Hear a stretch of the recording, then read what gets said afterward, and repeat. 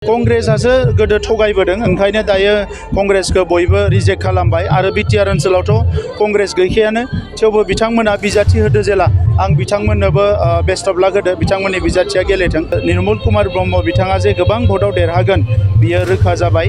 रायजो राजाफ्रा दिनै UPPL दोलोनि खामानि मावनायखौ जोबोद मोजां मोनदों आरो दिनै रोखा जाबाय जे बिथाङा गोबां भट लानानै देरहागोन। UPPL BJP आरो AGP मित्रजोटनि बिजाथि निर्मल कुमार ब्रह्म बिथाङा एसे आगोलाव नमिनेशन होबाय आरो बिथांनि नमिनेशना एक्सेप्ट जादों।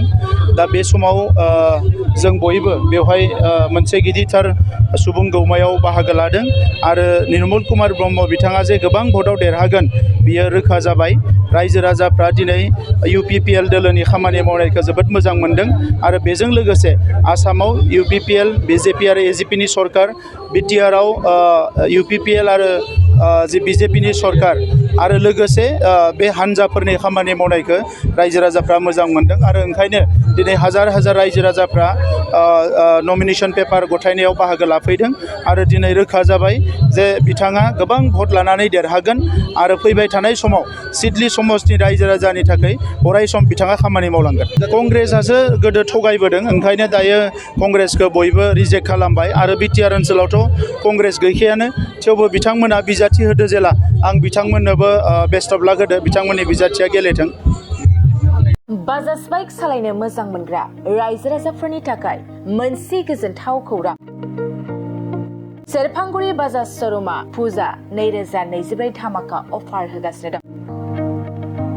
क'क्राझार जिल्ला सेरफांगुरियाव थानाय फुंखा एन्टारप्राइज बाजाज श'रुमा सेप्तेम्बरनिफ्राय 30 अक्ट'बर फुजा 2024 धामाका अफारनि खाबुफोर होगासिनो दं।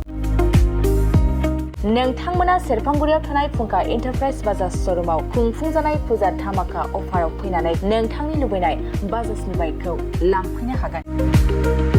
रायजो राजाफोरनो फुंखा एन्टारप्राइज बाजाज श'रुमा लाबोनाय अफारफ्रानो जाबाय 5 litre petrol free pressure cooker free helmet एक्सचेन्जनि एभेलेबल लोगोसे केस होनानै बाइक बायगिरिफोरनो 1000 रां केसबेक हरफिननाय जागोन आरो बाइक बायगिरिफोरनो फ्रि लटारि कुपनबो हरनाय जागोन। बे लटारि कुपनाव जाखाङोब्ला washing machine refrigerator android TV smart watch आरो एन्ड्रइड फन बेफोर मोनबा प्राइजफोरखौ मोननो हागोन। नोंथाङा आबुङै मिथिबावनो थाखाय 6003817191 9101598021 आरो 9101547892 जानबुं नम्बराव खौरां लाहरनो हागोन।